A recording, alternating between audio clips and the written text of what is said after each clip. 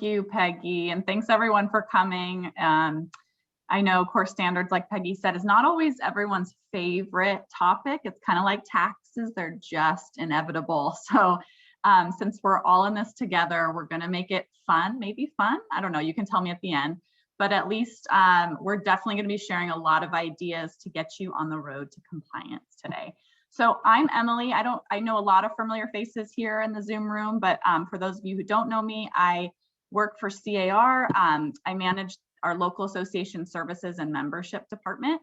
And I actually came from the AE world over to C.A.R. and my first job here was to manage the core standards program. So I'm back to where I started here, and I'm really thrilled to get to share some of the new stuff today and some reminders and everything in between. So I'm going to go ahead and share my screen so that you guys can see what I have for you today. All right, so here we go. Everyone can see me? See my screen? Okay, great. I'm going to make you guys a little bigger, get on my. All right, so like I said, today is all about getting you on the road to success, core standards compliance success. And what I'm going to cover today, I'm going to start with some of the basics, the who, what, why, when, where this all came about.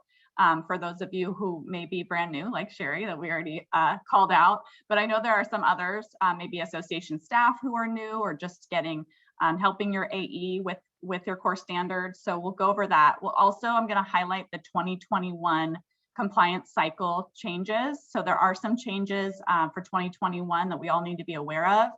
They're not as scary as you may think, and we're going to distill that down today. And then I'm going to go over two sections in a little bit more depth within the core standards that I see the most pain points, I guess, with the local associations, and that's the advocacy and the consumer outreach sections. And I'll also give you some tips on being organized so that you're not in a position at the end of the year when this core standards deadline is upon you and you're starting the form for the first time and have no idea how to do it or where your documentation is. I am going to provide some help and some ideas to organize that. And then just talk about, we have a lot of resources I've provided throughout this presentation. So there you're going to see a lot of hyperlinks, and that's by design so that when you get this presentation following the meeting, you can actually just dig into all of those locations and find your resources that way. So don't worry too much about taking copious notes. Again, you're going to get these PowerPoint slides along with my notes on each slide.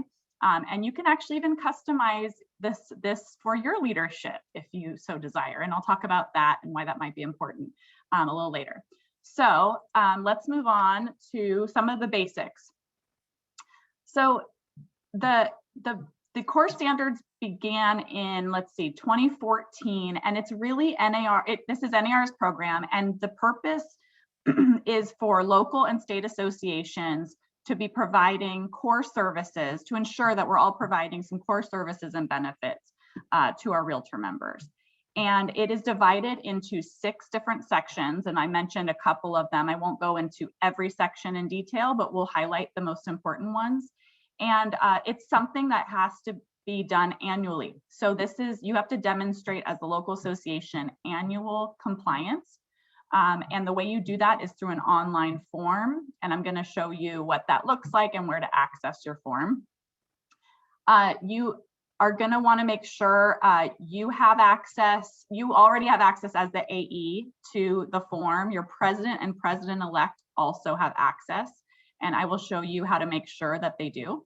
And the role of the state association at C.A.R. is basically the reviewer. So the local association is obligated to demonstrate their compliance, filling out this online form and meeting the requirements. And at that point, once you submit it, it goes to the state association, to my department, for review and to ensure that you met all of the requirements. Once that's complete, we send it to NAR and give you either a star and say, yes, they complied, or if you're missing something, we'll let you know and give you opportunities to meet that. But at that point, it's at NAR's, in NAR's boat, and they actually have a hearing process where if you don't comply, you would go to a hearing, and ultimately the repercussions of not meeting the core standards is getting your charter revoked. Now, we're not going to go into that because none of you here are that's not going to happen. And that's why you're here, because you're going to all be compliant. But I just want to give you a broad overview of what it's about and what the consequences and deadlines and that kind of thing. So just remember, it's all within your calendar year. So this is due by December 31st of this year. And all the activities that we're going to talk about and ideas have to occur within that calendar year of 2021. Okay, this is a 2021 cycle. Okay, so let me show you how to access your form and where. So this is the hub, the nar.realtor/core standards is really your main hub for all core standards related information. And I do want to suggest that you bookmark this on your web browser because I think it's just an easy way to keep it top of mind. And once the 2021 form is available, which unfortunately it's not yet, but we're told any day now that NAR is going to post it, then you can be updating your form as you go, and that'll become a little more clear as I get into this. So on the left-hand side here, you see the same page that I just showed you at nar.realtor/core standards. And when you click on that link that says certification form, that's where you're going to access your form. On the right-hand side, you see a picture of just a snapshot of somewhat of what it's going to look like. Now, you want to make sure that on your dashboard, and actually when you click on that link that said certification form, you're going to come to what'll say your local association dashboard. Obviously, this is our state one. And you're going to see your leadership information at the top. If this is not updated, you need to make sure that that's updated in M1. I'm still getting used to that. It's going to take a minute. So in M1, your leadership information does have to be updated. This is a manual process you do every year. Update your president-elect, and if you are a new AE, you'd want to make sure that you're in there properly. And why this is so important is that this information being updated allows your current president and president-elect to access your form using their NAR credentials. So you don't have to, you have your own credentials and you can see your certification form, and your president and president-elect can use their own credentials from nar.realtor to access the same certification form and see all the good work that you're doing. And then right where you see the arrow on the bottom right-hand side is where you can give additional people access. So like I mentioned, automatically by default, the AE, the president and president-elect have access, but you can designate an additional person or persons to have access to your certification form as long as they have a NERDS number. So for instance, if you have a staff person that you'd like to help edit your form and really put a lot of the documentation in throughout the year, or have multiple staff that you want to do that, you're going to want to authorize access for them. And the only requirement is that they do need to be in the M1 system and have a NERDS number. All right. So now I am going to talk a little bit about what's new for 2021. I know some of you are curious about that, and you've probably heard some of the changes, and a lot of them have to do with the diversity, equity, inclusion, or DEI activities, as well as fair housing. So I'm going to focus on that first. So there is a new requirement in 2021 to have at least one diversity, equity, and inclusion activity in addition to a fair housing activity. So it's not an either or, it's an and. So one DEI activity and one fair housing activity. I know often we talk about both of those interchangeably, but so I think to help you make them more distinct in your own mind, I think of DEI activities as more internal focus. So looking at your leadership and the diversity of your leadership, and is it representative of your membership and maybe even the clients that they serve in your market area. So really looking at your internal policies, your staff, your employment policies and practices, promoting, educating directors and leadership on implicit bias. So it's very internal focus, I would say, for the most part, where fair housing is more policy related, obviously, and talking about advocacy towards fair housing and educating our members on how to practice fair housing within the transaction and their interactions with clients and so on. So that's more external is how I look at fair housing. So that's just my own way of kind of keeping them a little distinct, but I will acknowledge that there's a lot of crossover as well. And I think you'll find that as I give you some more examples. So here I just gave you a few examples of what might apply as a DEI or fair housing activity, like creating a fair housing committee, creating a diversity committee, creating a roadmap where you really, like I said before, you identify what kind of the diversity among your membership, different aspects of your membership, and seeing if the leadership, the 12 or whatever board of directors who make decisions for that group, are there any groups within that are underrepresented, and how could you change your practices to make sure that there's better representation and voices for all groups at the board table. So these are just some examples. I also that's a new thing, right? The diversity, equity, and inclusion activity and fair housing. In addition to that, your strategic plan needs to reflect that as well. So it's really not a big lift. It's just whatever activities you're planning, you want to incorporate that into your strategic plan, because that is now required for you to have a DEI and a fair housing activity within, or component rather, in your strategic plan. If your strat plan doesn't currently include it, I would add it. It's a strategic plan should be a living, breathing document. And so I know that your thought might be, well, we just finished it. You know, it's adaptable, and it should be, and you know, you can work with your leadership to make those adjustments. So here are some more examples of DEI activities. Start a book club, a leadership book club, just with your board of directors. Buy them a copy of The Color of Law and have a group book discussion. I think sometimes a book is a really great way to get some of these difficult conversations out there and started. Not to mention a really great way to educate and raise awareness on these issues. And especially The Color of Law, if you haven't read it, I highly recommend it. It's just an eye-opening experience to see how real estate and our industry specifically has played such a big role in racial injustices in our country. And I think if there's any book that I would start with, this would be my recommendation. That's my side comment. But implicit bias training, that would be a great thing to incorporate into your board of directors orientation. And there's so many, and I have more links in the coming slides that have, NAR has a ton of resources. So really utilize them. You'll see on the bottom, this nar.realtor/diversity link has a slew of ideas and quick links and videos and things that you can easily use to ramp up your diversity and DEI efforts. So a few more examples of fair housing activities, since this is new to all of us in terms of core standards. Another idea is to add a fair housing educational component into your new member orientation program. This link you see here for fair housing is actually a video that you can play at your orientations, or you can send out to new members just to get them on the right track. Really turnkey content that you can use right now.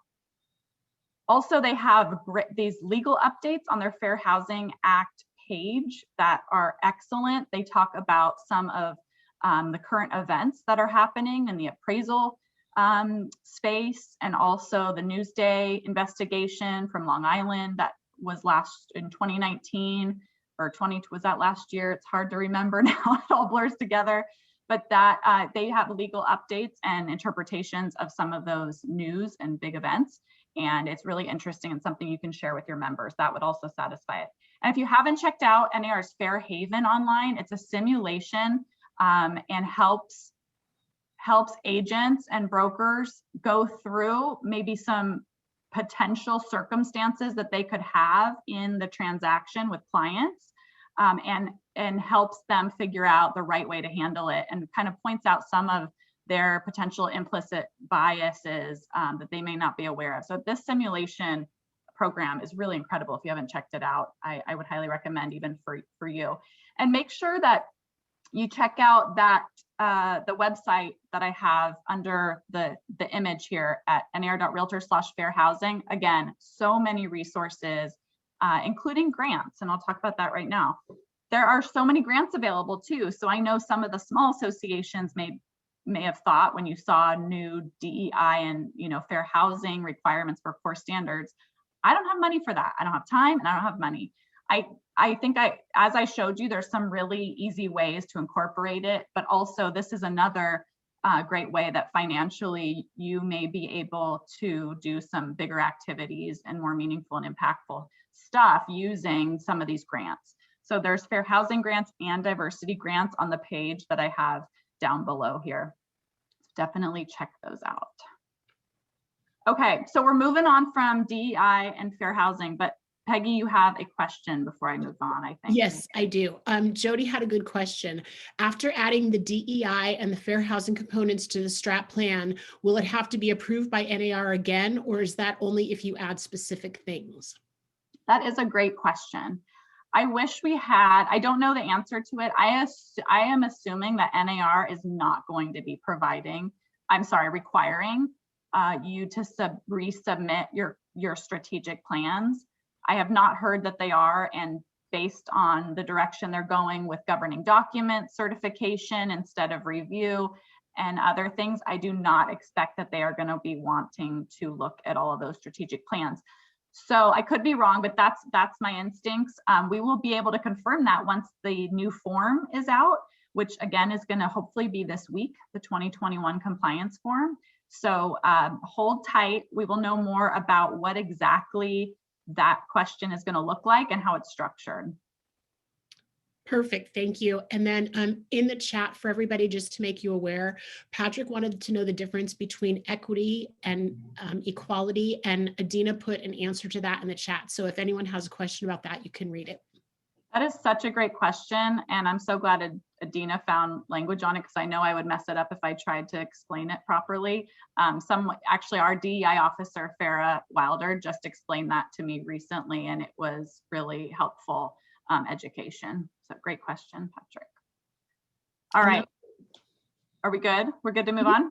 Okay, perfect. And more questions will come up. It's okay if you start thinking about more DEI and fair housing activity stuff. I'll be happy to answer it. Okay, so this is a real easy one because you're already on Zoom. I know many of you already have accounts either through us or through Zoom directly. This is a new requirement for core standards, is that you must be able to interact with your members on an online meeting platform. So check that one off the box. I know we are all doing this more than we would like. A few more small changes. The core standards will now require you to confirm that you have a certified professional standards administrator at your association who handles your pro standards. If you don't handle your own pro standards and you have a neighboring association, for instance, who does all of your pro standards for you, not a problem. They just need to have a certified professional standards administrator who is actually overlooking the pro standards. So this isn't a new policy requirement. As you know, this has been a policy of NAR for a long time. It's just now being incorporated into the core standards. So this is part of the code of ethics section of your core standards. You'll see it in the first section on your form. And lastly, the leadership development education component. Remember a couple of years ago when this was added in terms of you have to have your leadership offered, or at least promote to them some professional development for leadership specifically. And now the extra qualifications of that is it needs to include some awareness of core standards and an understanding of staff and volunteer leadership roles. And you'll see in that link that's here that checklist, the President AE checklist, is a great tool to use. Many of you probably already know about it. It's something that you can use with your president. You can sit down, even now, this early in the year, you sit down, it goes over who's responsible for what, and really lays out the management versus the governance roles, which, as you know, the AE and the staff, the AE manages and the directors govern. And I think the roles between those get mixed up quite a bit, and there's some blurred lines. And this tool is something to help articulate that and make everyone a mutual understanding of everyone's lane, so to speak. So that's under the unification efforts section. The increased awareness of core standards, I was just going to say, feel free to adapt this presentation to make it your own. Take my name off of it, create your own template from this, and you could provide that to your board of directors, even at a meeting, or just to your executive team, maybe just your president-elect, sit down and really go over some of these new DEI programs and activities. And as boring as I know it sounds to not just you, but also them, I think it's important because it gives accountability to them to also participate and own this own the fact that this is a responsibility of theirs as well. Because what we're seeing a lot of times, and NAR just articulated this in a meeting I was in yesterday, is that they're seeing a lot of the associations who go to a hearing and they don't meet the core standards. The responses from the board, we didn't know, and we had a new AE and she or he didn't know, and it just seems like there's somewhat a disconnect between the board's role in this. And of course, a lot of this is administrative, but the activities and the meaning behind it is something they really need to own. So again, with this new requirement of this leadership development piece, I just encourage you to possibly take that next step to make sure that they're aware of, first of all the hard work you're doing with this. I have a feeling a lot of you are doing this on the side, and your board isn't even aware how hard you're working to meet these things, but also just to give them that accountability too. All right, so that's pretty much the gist of the 2021 changes. Are there any other questions about what I've gone over so far, Peggy? I hope you agree that they're really not as scary or big as I maybe thought until I really dug into these. There are no further questions. Okay. All right, so let's move into advocacy, because this is a habitual pain point for local associations to figure out, especially on a non-election year, how to meet some of these requirements, especially in the vote section. So advocacy, I'm going to focus mostly on the vote, act, invest categories of this advocacy section, but I do want to mention a couple of other parts of it too. All right. So as an overview, advocacy includes a few different components. And first, you'll see under advocacy is a requirement for your association to participate in NAR calls for action and C.A.R. red alerts. So a call for action, if you're unfamiliar, is when NAR there's a federal issue, a legislative issue that impacts realtors, and NAR is mobilizing members to make sure our voices are heard to our elected officials. And so to do that, you'll get an email communication from NAR to you and to the members saying, this is important, please respond. This is a call for action, immediate. It's usually something that has a very big time issue. And so your role as the association is to make sure your members know about it.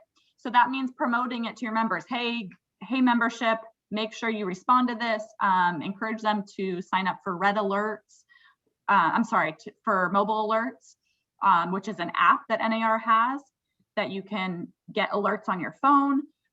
C.A.R. red alerts, in contrast, is the same exact thing, but on the state level. So we call them red alerts, NAR calls them calls for action, but it is the same function, essentially. So just be on the lookout for those, and they do, again, come into your email inbox, and you just need to promote that to your members and make sure they're aware. You can also just promote the importance of calls for action and red alerts and make sure your members know what they are and how they need to respond when, in fact, that does come up. So that's part of the advocacy section. And then for vote, act, invest, you need 2 examples of activities that qualify for vote. 2 for ACT, and 2 for INVEST. So a total of 6 if you're doing the math. So 2 activities. I'm going to give you a lot of specific examples for each of those because I know that, again, they can be tricky to figure out, but I think you'll realize that it's not as bad as you think. And then DEI and fair housing activities may be applicable to this section. So actually the DEI and fair housing that we talked about earlier, that is its own standalone new requirement, can also be applicable potentially to this section. I'll talk about that in a minute. Okay, so let's talk about, oops.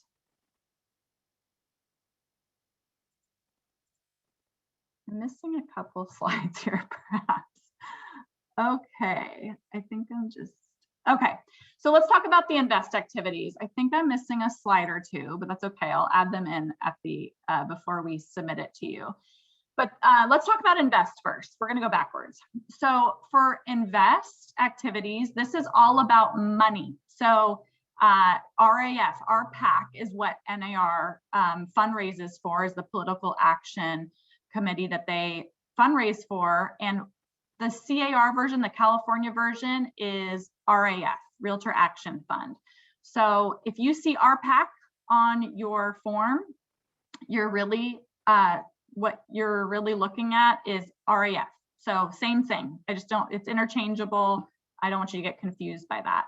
So you have to show 2 activities that you're doing to further that INVEST goal. So this is all have to do with money and RAF. So we have fundraising guidelines for RAF, and they are pretty strict. So I will say, if you are going to do a fundraiser for RAF, please make sure to click on that link. You'll get access to the guide, and we have a staff person, Lisa Edwards, who's dedicated to all things RAF, and she'd be the one to check with before you actually execute your fundraiser.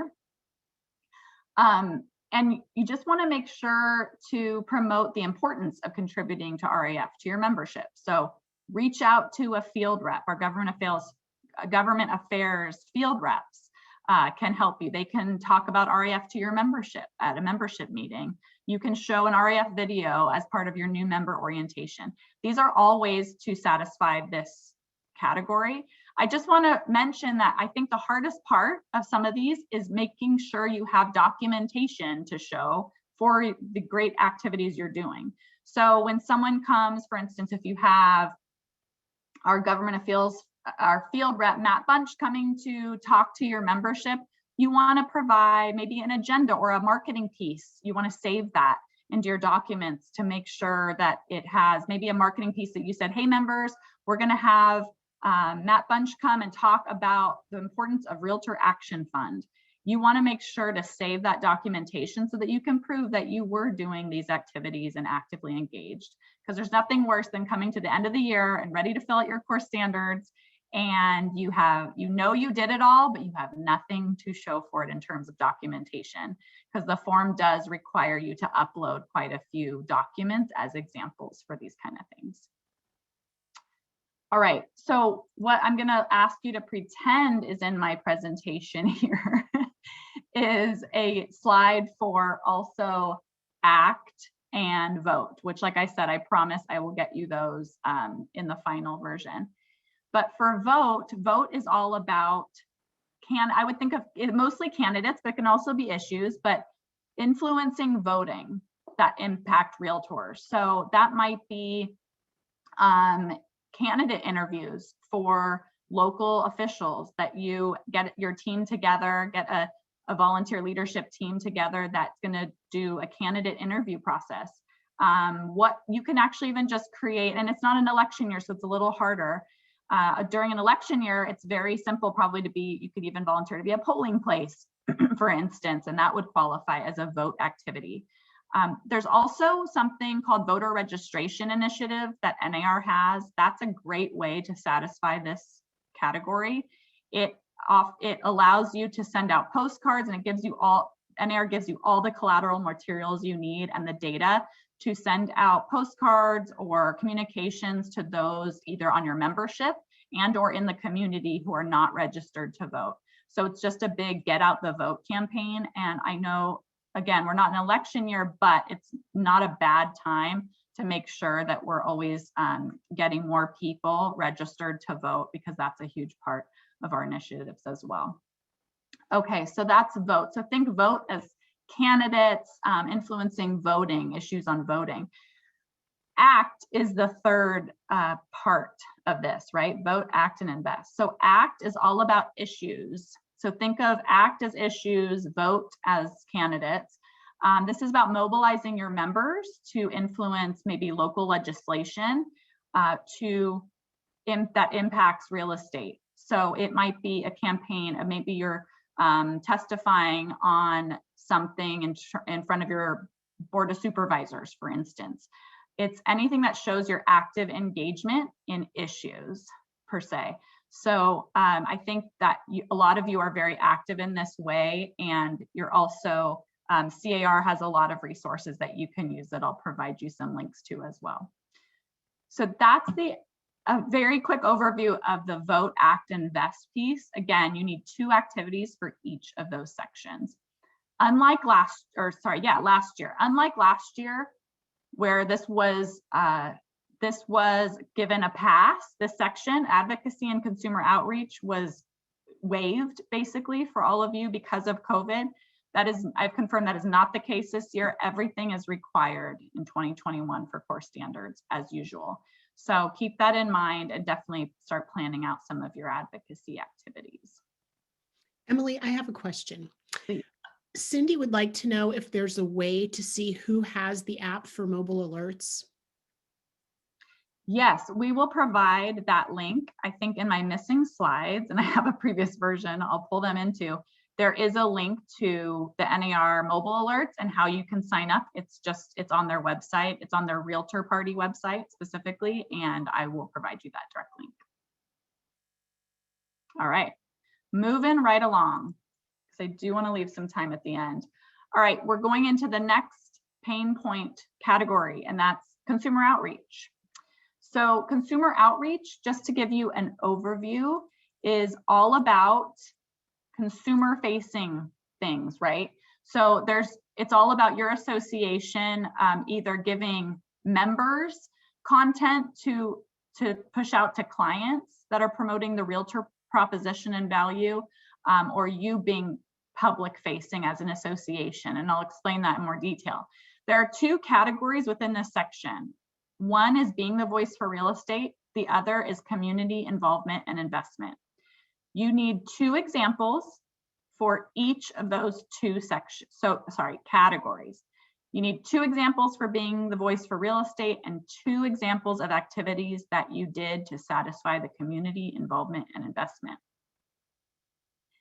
Again, similar to advocacy, DEI and fair housing activities may be applicable to this section as well. Okay, so let's start with being the voice for real estate. This is all about promoting market statistics or real estate trends and data to the public. So think press releases on housing data that you get from C.A.R., those templates that you receive from Lotus Lou as AEs, you probably receive those every maybe once a month or a couple times a month. You can repurpose those, you can change and customize those to put your president as for the quotes. You can add your own local market information. That would be a great example of being the voice for real estate. And you'd want to send that out, for instance, that press release to your local media channels. A few other examples here. There are some really great links here. The Housing Perspective resources. This is a downloadable market analysis for your members that they can customize their own information and be that voice for real estate to their client. So again, this consumer outreach section is not just about the association only communicating directly to the consumer, but it's also being giving the member the ability to communicate market information to their clients. And we have developed, I mean, preparing for this presentation reminded me of how many resources C.A.R. offers our members in terms of giving them turnkey content to look good for their clients. And these are some of the things I provided here. So tax reform handouts, we have fire insurance one sheets, shareable market reports. That last link is incredible. If you haven't checked out our interactive market statistics, you can drill down on any county, city, street practically and get such great housing data. This is all through our research and economics department and Jordan Levine, who is our new chief economist. He is as he says, a data nerd, and he uses these beautiful dashboards that can be customized to send out to clients. So I really just wanted to highlight that as well. We also have housing market infographics that you can use on your social media channels. If you have a social media channel that's public facing, that's the key. Because again, this either has to be activities that are directly to the public or give the information to your members to give out to the public. So just keep that in mind, and I know you'll find a lot of ways to achieve that.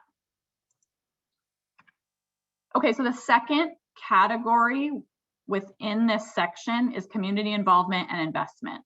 And this is something I know you guys are really, really good at already and probably have too many activities to choose from on what to put on your core standards. This is about promoting the value proposition of realtors and engaging in community activities that enhance the image of the realtor. So think anything like consumer ad campaign, promoting that's part of this, but also charitable work, which I know you all are very good at. One caveat to this, I want to make sure we always get this question.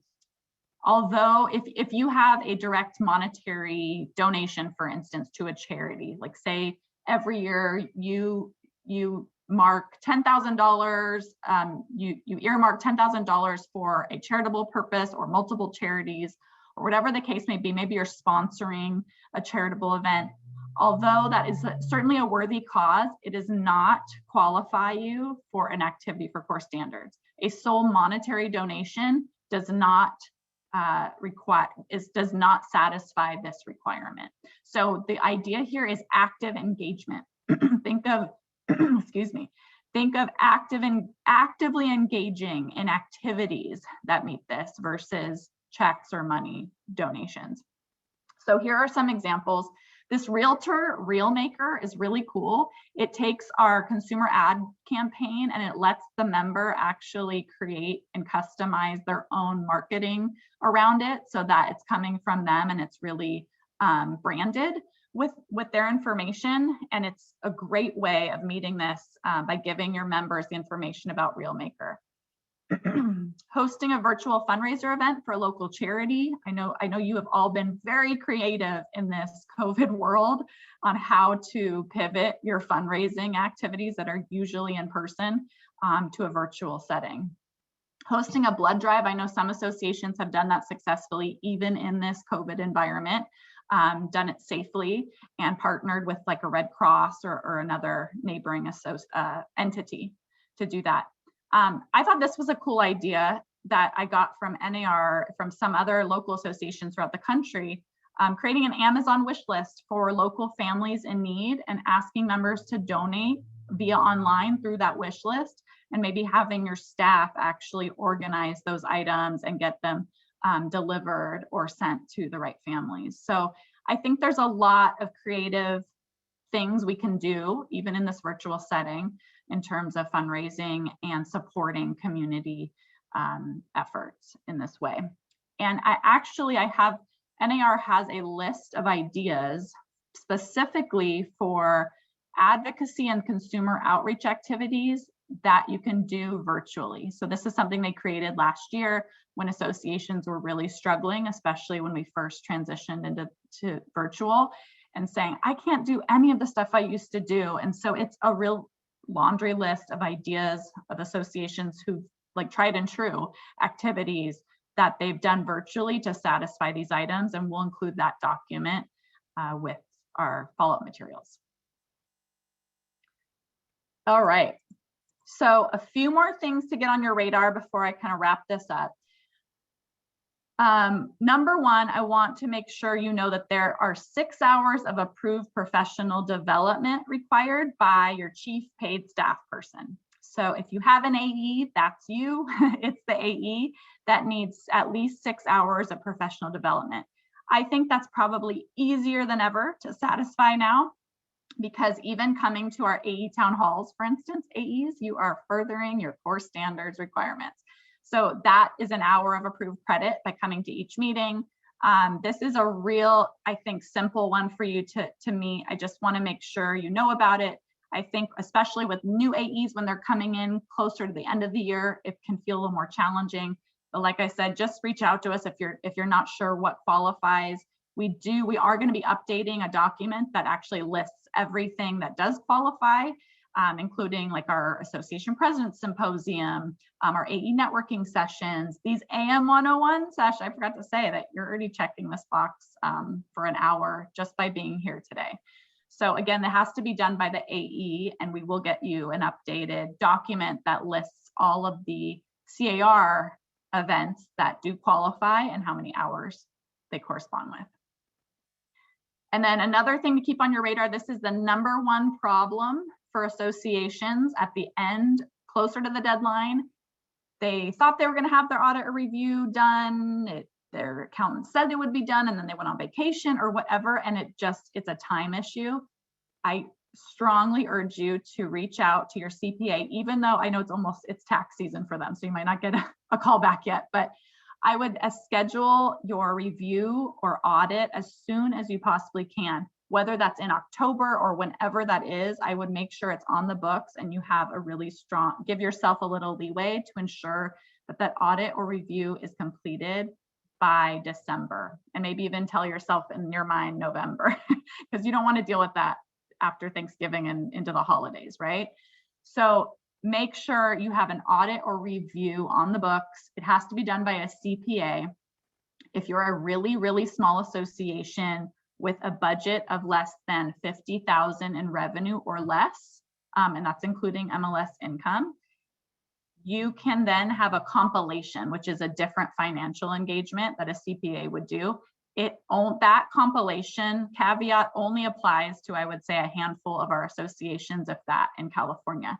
So more than likely, you're going to have an audit or a review done. This is an annual requirement too. So I would also encourage you to budget for it.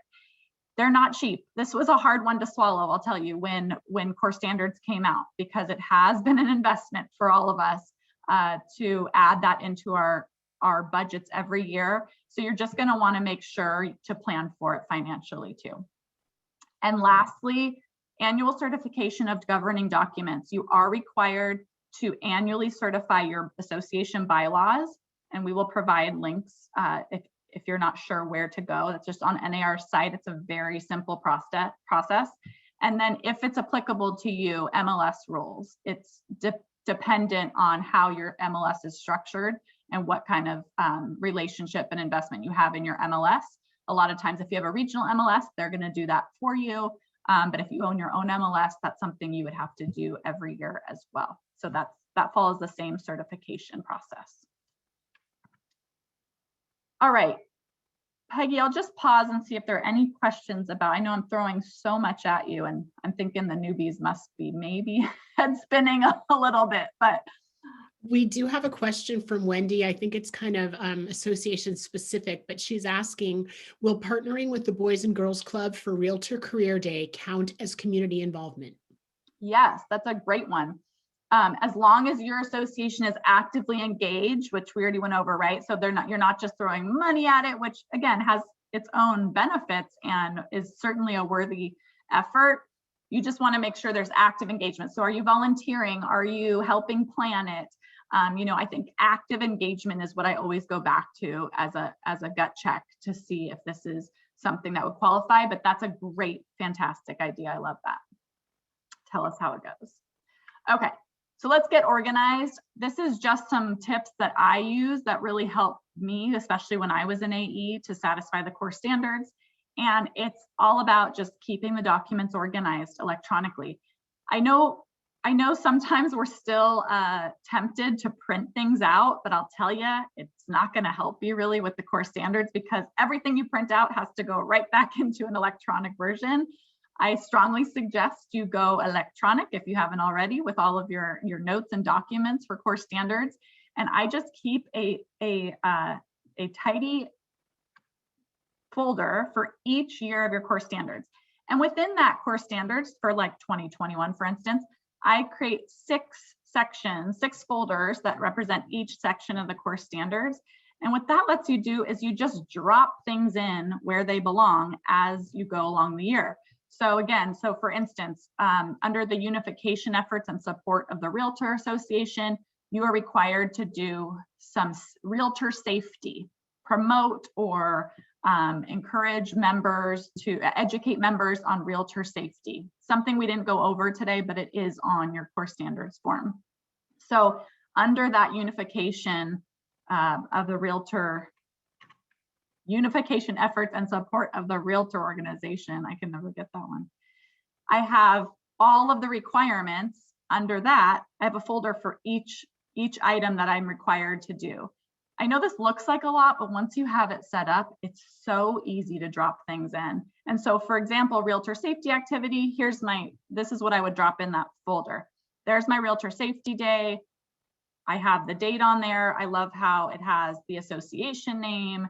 Again, all the information that you would need to provide on your core standards to demonstrate that you met that requirement. So in each of these folders, you would ideally have all of your documentation. So when you, for instance, get your bylaws certification, when you get that confirmation, you have certified your bylaws, I would save that in that document. And then all you have to do at the end of the year is upload it to your online form. So those are my tips for organization. Additionally, just plan out your activities in the beginning of the year. I think the hardest part is getting towards the 4th quarter and you're like, oh my gosh, I didn't do X, Y, and Z. And now I have to put a big event together or something to make it work. Try to really look at the form when it comes out this week and really just identify any activities that you don't have on your radar or in your strategic plan that you need to put on the calendar. And just make sure that your core standards activities align with your strategic plan and budget. Think of core standards as not a separate activity. It's really just demonstrating all the things you're already doing. So it's a really reflection of what's already in your strategic plan and what your budget corresponds to within that strategic plan. So think of it all kind of in harmony versus separate. And get your board on board. I know I talked a little bit before about how a lot of times the board feels like it's not their job or maybe just hasn't been involved or engaged. And when it comes time to needing them to help you get some of these activities off the ground, they're not as enthused or don't feel that accountability. So I really encourage you to maybe quarterly or every month give a core standards update or get your board, get it on their radar so that they feel like they're all in it together, which you are, you're all in it together. So that concludes what I have for you today. I just want you to know we're here to help. You can ask me a question anytime. We will have this recording available so you or your staff can actually review some of the information again and just let us know how we can help. So that is all I have for you today. And I don't know if there's any more questions, Peggy.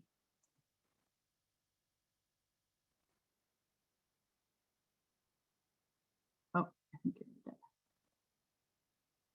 you're muted, Peggy.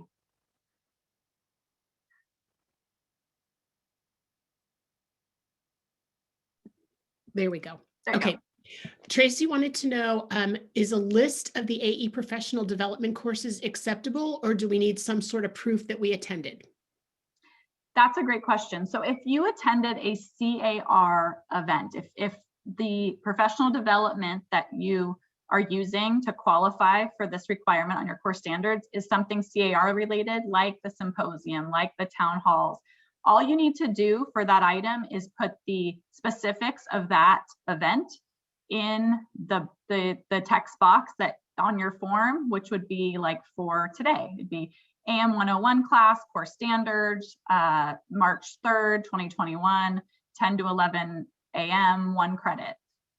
We keep all of the attendance records on our end. So since we are the reviewing body for your association core standards, we will verify that information instead of making you confirm it with documentation, if that makes sense. If it's an NAR or any other entity, like ASAE or some other groups that you may be getting your professional development from, you do need to provide that documentation. But if it's C.A.R, we can do it on our end. Perfect. I also send out an email to all the attendees that say, thank you for attending and here's your whatever. So they do have tangible proof of at least the AM 101s. And that's a good point. Even just saving that email, talking back about the organization piece, saving that email under that folder is a great way for you to remember what the heck you did all year, because who can remember you went to this session when we are at the end of the year and you've done a million other things. So it's just a kind of a good way to keep organized for that. Great, thank you. And then Evelyn wanted to know that because DEI is allowed in different sections, can one activity be counted more than once? It can be counted more than once in, for instance, okay, so for DEI and fair housing, consider that as the new additional requirement, right? That's a standalone new requirement. You need a fair housing and a DEI activity within your calendar year. You can also use one of those if they qualify, for example, consumer outreach. You can use that again in consumer outreach. That is the only time you can duplicate an activity within the core standards. Does that answer the question? I think so, yes. Then Deborah would like to know if there's a way to share the core standards form with the entire board of directors. I'm sorry, say that one more time, please. Is there a way to share the core standards form with the whole board of directors, like not just the president and president-elect? So not in a dynamic way, meaning when you look at the core standards, you are able to, if you have documentation uploaded, you can click on that documentation and things like that. You can't have your whole board unless you're on a Zoom meeting, of course, and you're sharing your screen. That is exactly how you can share it with your whole board. Now, I don't know if that level of detail may be too much for a whole board of directors. You're going to have to determine that on your own, but it can be done. They will not have access to it, I guess is what I'm saying. The whole board cannot have access to your board, your form. You can save it as a stagnant PDF. You can right click and save and save it as a static document. Again, you won't be able to dig down and look at all the documentation that's attached, but you could do it that way. You may also want to develop a checklist that kind of just helps you communicate where you're at with your board in terms of all these objectives. But I think sharing and going through the form is lengthy, which is what I'm getting at. The form is very lengthy. I think there's over 60 items on there when you get down to it. And so that may be a little bit too granular for a board. Perfect, thank you. And then Jessica wants to know if the new core standards form will reflect the fact that NAR has said there's no need for certification of bylaws in 2021. I'm not sure about that. I'll have to check with Elizabeth. From my understanding, that the certification is still an annual requirement, but we'll have to get back to you on whether that is different for 2021. That's information I'm not aware of. Great, and those are all the questions we have in the chat. That was pretty easy. All right, I guess with that, please, again, just let us know if you need help. I just so appreciate your interest in this topic, especially being in the beginning of the year, and it's something that's not due till the end. I think it just says a lot about how organized you all want to be. And if we can help you get on the road to success, you'll let us know. You can expect this document in a follow-up email. And like I said, I will add some more slides in so that you have a lot of hyperlinks to go directly to get you started. Thank you. Emily, thank you so much. This was really informative. I've done many core standards myself, and I still learned something new. So thank you very much. And thanks to everybody for attending. I'll be sending out a follow-up email shortly that will have all the information from this, the slides, the link to the video on YouTube, and have a great day.